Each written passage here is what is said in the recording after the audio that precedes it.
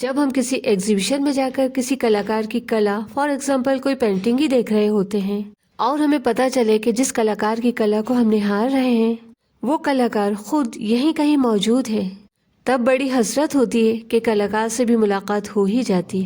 کسی مشہور hero heroine کو اسکرین پر دیکھتے رہنے کے بعد جب پتہ چلتا ہے کہ وہ ہمارے شہر میں آ رہے ہیں تب یوں لگتا ہے کہ سارا شہر امر پڑا ان کی جھلک پانے کے لیے، اور جسے آٹوگراف لینے کا موقع مل گیا وہ تو اپنے آپ کو بہت بڑا خوش نصیب سمجھتا ہے۔ بہت قدر ہوتی ہے کلا اور کلاکار کی۔ کبھی سوچیں کہ جب یہ کلاکار اور ان کی کلا اتنی اٹریکٹیو ہے تو ان کلاکاروں کا کریٹر کیسا ہوگا؟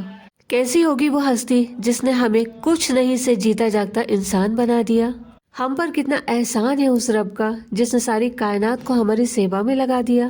کتنا حسین ہوگا وہ خود جس نے حسن کو بنایا۔ کیسا نور ہوگا جس نے سورج کو روشنی دی۔ کیسا ہوگا وہ رب جس نے بے حساب پھولوں کو رنگ اور خوشبو دی، بے حساب پتیوں کو سلیقے سے ارینج کیا۔ کسی کلاکار کو پینٹنگ بنانے کے لیے رنگوں اور برش کی ضرورت تو پڑتی ہی ہے۔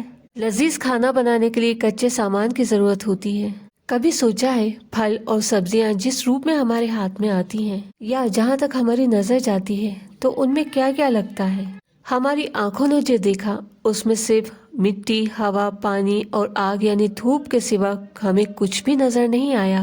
چاہے وہ کوئی سبزی ہو، آم ہو، کیلا ہو، چیکو ہو یا دلکش اور لذیذ انار کے دانے ہو، اس میں مٹی، ہوا، دھوپ اور پانی کے علاوہ اور کیا ہے؟ بس اس کے علاوہ رب کی قدرت اور رب کا حکم ہے۔ جب رب کے حکم سے ہوا، مٹی، دھوپ، پانی اتنا حسین اور دلکش روپ لے سکتے ہیں، جب رب کا حکم ماننے کا انجام اتنا خوبصورت ہوتا ہے تو کتنی شرمناک بات ہے کہ ہم اپنے رب کے احکام یعنی حکموں سے منہ موڑیں۔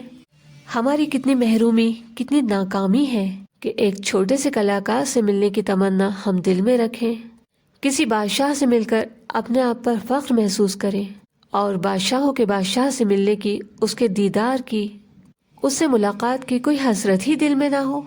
ایک چھوٹی سی کہانی سنا کر اپنی بات ختم کروں گی۔ ایک غریب نوجوان کا بادشاہ کی بیٹی پر دل آ گیا۔ اس نے بادشاہ تک اپنا رشتہ بھیجنے کے لیے بادشاہ کے محل کے ہی کسی آدمی کو میڈیٹر بنانا چاہا۔ اس آدمی نے بتایا بادشاہ اپنی بیٹی کا ہاتھ ایسے لڑکے کے ہاتھ میں دینا چاہتا ہے جو بہت نیک ہو اور بہت عبادت گزار ہو۔ بادشاہ کو اس کے سوا کچھ اور نہیں چاہیے۔ اس لڑکے نے بہت سوچ سمجھ کر جنگل کی راہ لی، وہاں ایک جھوپڑی بنائی اور عبادت میں مشغول رہنے لگا۔